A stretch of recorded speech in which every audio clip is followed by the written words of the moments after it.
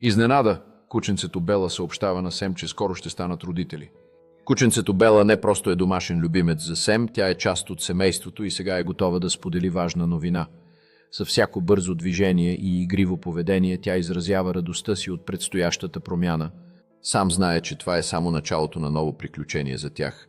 С ръка на сърцето си той обещава да бъде най-добрият баща, а Бела с радост ще бъде негова верна и игрива спътница. Те двамата са готови да започнат това вълнуващо пътешествие. Бела е нетърпелива да се запознае с новия член на семейството и вече си представя как ще играят заедно в бъдеще.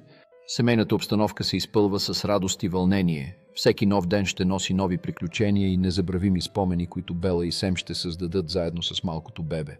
Със всеки миг, който споделят, те осъзнават колко важна е тяхната връзка.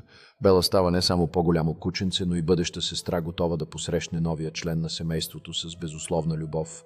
С всеки прочетен ред Сем урони семейството си в света на приказките. Бела е до него, слушайки и мечтайки за новото приключение, което ги очаква.